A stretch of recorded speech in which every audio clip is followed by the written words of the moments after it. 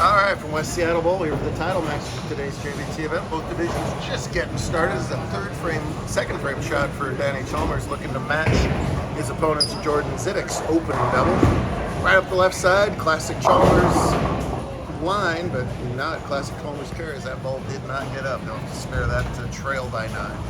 On the handicap side, we will have a new champion as Garrett Wells is taking on Alex Michael. Neither one have a JBT title. Garrett has been close with a second place finish. Where did he finish second? Right here at West Seattle, his home house. Alex has won 2 matches to get this far in a 6-bowler stepladder, 2 3-way matches. He's won them both. Round one, I'll get this right, over Isaiah Seaman and Dennis Tisdale. Round 1, it's hard to say. Round 2 over Jay Gabbard and this guy. Hello. Making the finals, Coben Watson, who was very color coordinated all day long. Pink, purple, white shirt, pink, purple, white ball. First finals. Alex is going to miss that one to the right, throwing his trusty hammer vibe. That's 3 straight opens to the title match. He's going to fall behind in this match to Garrett, who's started strong with double spare. Garrett has to beat him by 24 to tie, 25 to win. He's already made up that handicap difference in only 3 frames. So great start for Wells. We'll see if Michael can do some catching up. Another by carry the Brooklyn. Danny did cover up that 3-5, so he trails by that 9 earlier. Lefties had a pretty good look today. 3 of the top 4 were lefties. Lewis Cloud, the other left-hander. Braden Bishop, the only right-hander to get that high, was also runner-up in U17 to that guy who won U17 today on a nice roll this season. There's our 4th place finisher who made the 410 again this week, but still didn't win again this week on camera. Girls scratch went to Layla Takia over Smokehan's Candice Van Tine. You're already on the show, Danny. I like being bold. Big shot from Jordan. He just came off a front 9 260 performance to get here to beat Bishop and Cloud. Earlier was Lewis beating Jake Solly and Jacobson in round 1 of the stepladder finals. That recaps where we are. We hold on Viper today. They started out really difficult. Scratch bowlers blended them pretty nicely over here on the high side of the center. This is where we both scratch semis. And that allowed the scores to go up. Again, we've talked a lot about that before. When we start out with something easy-ish, the scores are high in the start, and they trail off after such a long day of competition. It can often, on a sport pattern, be reversed. It takes most of the day for them to carve out a little bit of mystery left and right. So this extra traffic is actually helping the lefties out in this case. Garrett missed his spare in the 4th, comes back with the old kingpin in the 5th. We're right back here tomorrow. We'll do some March Madness brackets, of course, because we're in the middle of March Madness. It's all just banked on there to cover up that spare between that 18.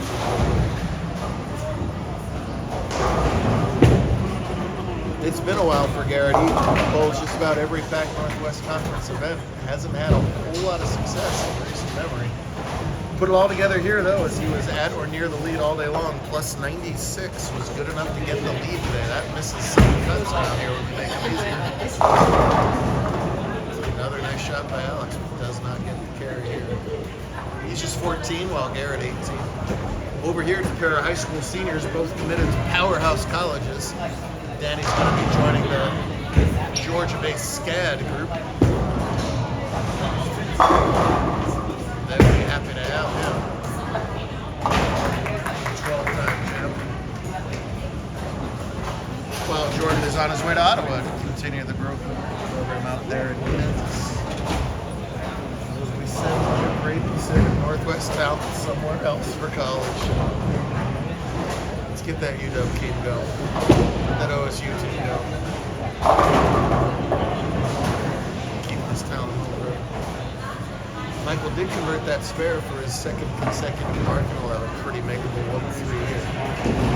Danny, just about perfect lines. Watch how well he hits that foul line. How still the shoulders are, the head stays still.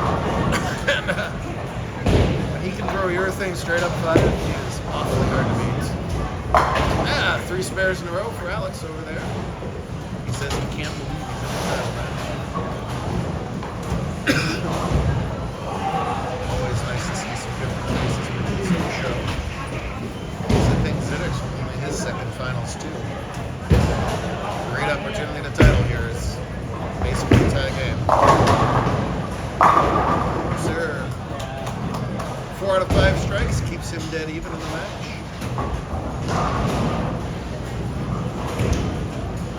Very similar bowler. Jordan going just a little more loopy. So just a pinch more side roll, but still the same basic concept. Danny's trying to be dead parallel. His laydown is as far left as the ball gets. Jordan's going to bring the ball down just a little bit to the right of where he wants his break point to be. Bam, you bet. Sucks that 7th pin off the deck. Regains the lead. Good match. Great match for the stretch.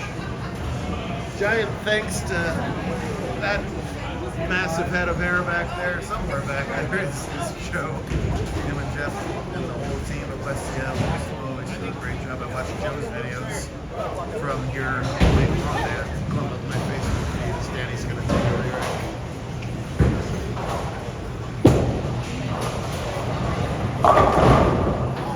Garrett does not get any love on the Brooklyn shot. Could have broken up the split.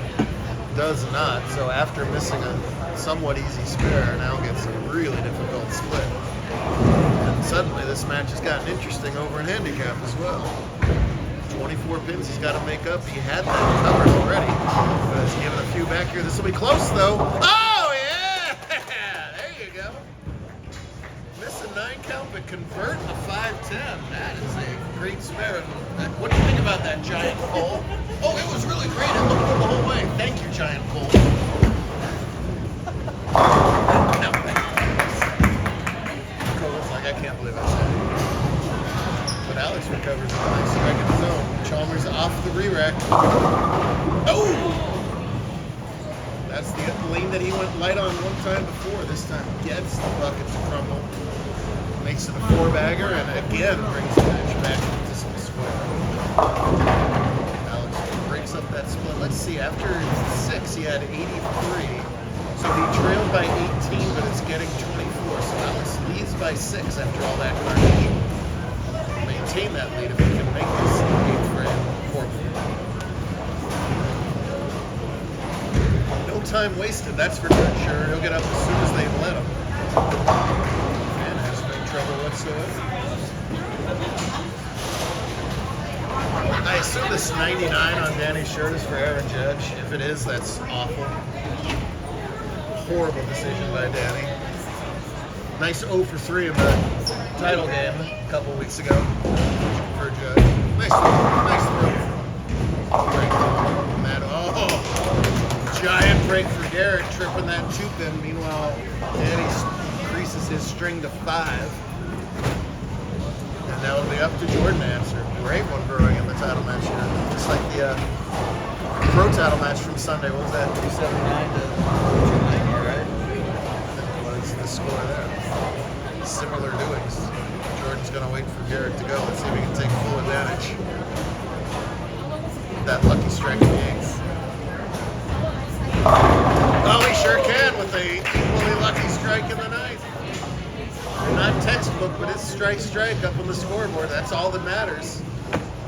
He will retake the lead with that double. Back at 4th we go. Alex waits for no man. Well, Jordan to tie it up. No, that's the lane where both bowlers have been light. This is the lightest hit of them all, the worst result of them all. So he's a tough spare and drops a lot of count.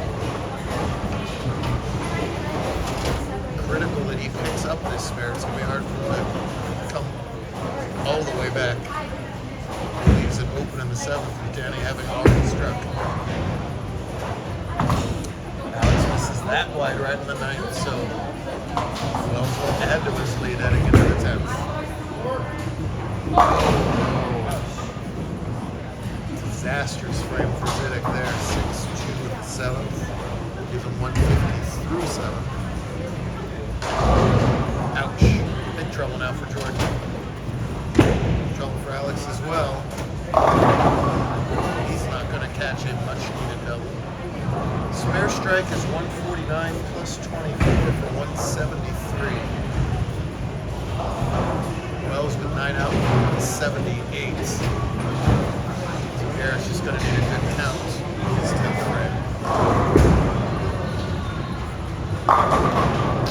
Alright, slaps that 7-pin out to keep him alive in the match. Jordan can max out at 240. Danny going at a 239 pace. That's spare strike the rest of the way. There'll be some sweaters tomorrow. There'll be more sweaters in 2 weeks. Thank you for that question. Alex did get his spare, and he'll finish up with a nice strike on the fill ball for that 149 that we just talked about. Plus the 24 he's getting is 173. 8 points. 51 on our YouTube, JBT 900. Danny came around that ball. I don't know if you heard his dad in the background, but I felt the same way. So did Danny, and with authority there, he finally finds the 1-3 pocket. That's good enough. That's a brand new handicap division champion. So mission accomplished. Finally avenges his runner-up finish from a couple of years ago. We now know he loves West Seattle. What is Garrett Wells going to do at any other bowling center for an encore? He doesn't care about that right now. He can savor that victory.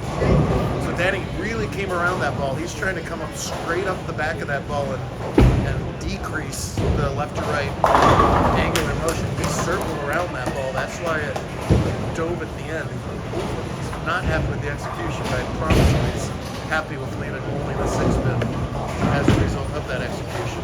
Look out! And then that. What? Oh, man. Earlier on in his career, he had a lot of trouble with 7-pins, especially in final scenarios. He's a 12-time champion, so he's obviously gotten past that. As Garrett finishes up with a 208 scratch. Nice sportsmanship out of both bowlers, but that's got to feel good for Garrett Wells right there. Mom is thrilled. Mom gets the high five. These parents are a big part of the whole JBT story as well. There we go. There's a brand new champ taking a big exhalation over there. Very nice. So yeah, Danny missed a lot of 7-pins in clutch situations early in his career. That's mostly gone by the wayside. Every once in a while, as good as a spare shooter and as good as his fundamentals are, he will have that happen. We all will have that happen. I guess it's more noticeable since so often all he does is strike or not. But you see the scoreboard telling the story there. That's Zidek on 30. That's Danny on 29. Even with that miss, the worst he can do is be up 7 through 8 frames. Can he set himself up for the 9th? Or in the 9th for the 10th? Better shot. Better result. Alright. Yep. He's saying all the right things to himself. Stay with it. Still in control of this match. And Lord, I hope I don't leave a 6-pin again in the 10th. This is the shot of the match right here. If he doesn't strike here, the best he can do is 220. That would only force Danny to mark. He can go off the sheet, however, and force Danny to double. Two bowlers that have been doing a lot of strikes in a tough batter today. Who's going to perform right in the 10th? Yes, sir. Off the bucket, able to make a better shot on the lane that's been a little trickier for them both. Catches the double, and here we go. 10-frame drama on a Saturday afternoon. 2 seed, 1 seed. 1 frame to prove it. Non-winner against a 12-time champion, 2-time defending bowler of the year.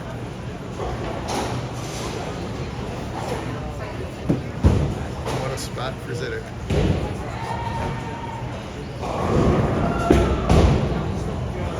Come on, 10-pin. Man, he stayed down on that so well. Looked like he was just going to shred the rack. Did not happen.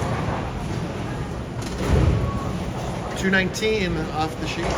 9 out for Danny is 215, so it'll still be just spare to win for Chalmers after all of that. And Oh, if he had that 7th frame back. Must spare this and force Danny to get that mark. Hang on. That was 85 times out of 100, that 10 pin would have found a way to fall. Bad luck for him that it didn't then. The peak. He's going to take a re-rack and just kind of reorganize himself. I think that helps Danny out, actually. That gives Danny even more time to calm himself. Danny was saying As many times as we've seen occasional 9-outs in Chalmers, there are few people more than him I would want to have to throw the hit in the 10th. He's a competitor and he is clutch. Only needing a mark. Big time advantage, Danny. As we know, anything can happen. If he had a Mariners jersey on, I'd feel different about this entire situation. Excellent game from Jordan. 219 with that one giant mistake, and we'll see if it costs him the title or not. I expect Danny to put this right in the 1-2 here. The bowl and see what the bowling gods do with it.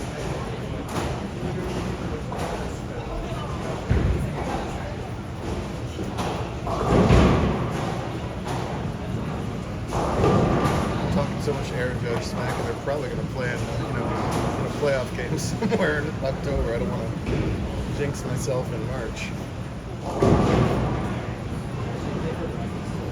That's why I think that re-rack helped him, since he's taking his time anyway.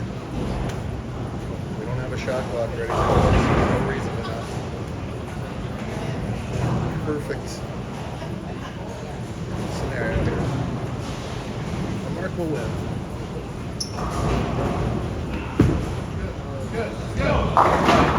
Do that. 10 did not crumble for Jordan. He slaps that 10-pin silly, does Danny. Gets the hit. And it's lucky 13 the week after St. Patrick's Day.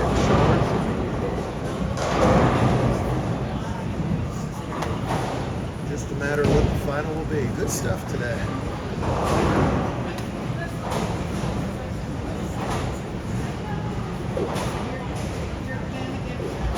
What's your thoughts? he's gonna do good. Yeah, he usually does. Perfect time for that to happen. That is exactly where he wanted it to be. A really high quality match between two talented kids, but Danny comes away with number 13. Congrats to all the winners and finalists. We'll do it all again. Let's hope he picks it about up. 15 hours. He might. Oh, he wrapped it. Coulda, shoulda. He doesn't care. That's 232, and that is a win.